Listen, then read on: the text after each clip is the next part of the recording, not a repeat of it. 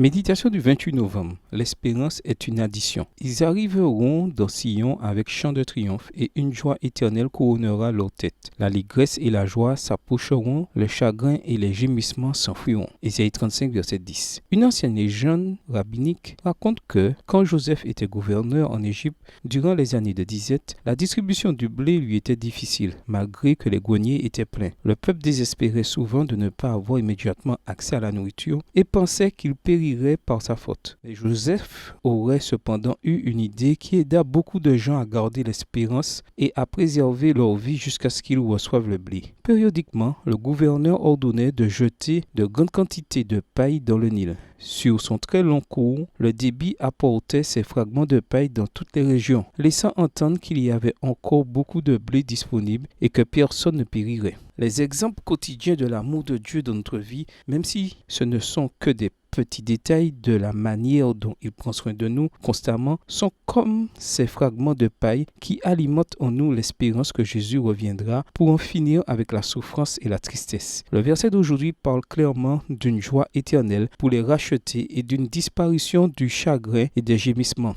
Bien que la prophétie se réfère en partie à la joie des captifs de retour à Jérusalem, elle s'adresse aussi à nous qui vivons dans l'ère chrétienne pour que nous pensions à la nouvelle Jérusalem où la joie sera éternelle grâce à la rédemption par l'intermédiaire de Jésus. Certaines études sur la dépression montrent que les personnes d'âge avancé, particulièrement les hommes, ont plus de risques de connaître des symptômes dépressifs que leurs homologues d'âge mûr. L'explication se trouve dans le déclin des forces physiques et la proximité de la fin de vie qui peuvent faire perdre l'espoir à beaucoup. Mais pour le chrétien, cette étape de déclin physique peut être vécue très différemment. La réflexion sur le thème du salut par la grâce de Jésus et l'espérance de la vie éternelle avec l'allégresse, la joie et l'absence de tristesse que promet la Bible peut être le meilleur agent pour prévenir la dépression et y remédier. Dans les moments de découragement, dites avec le psalmiste: « Tu es mon abri, tu me protèges du malheur, tu m'entoures de cris de victoire. » Psaume 32, verset 7, parole de vie. Ensuite, imaginez et réfléchissez à cette condition de joie éternelle que promet le verset d'aujourd'hui. La promesse n'est pas seulement pour l'éternité, elle prend effet dès aujourd'hui. Bonne journée à vous et que le Seigneur vous bénisse.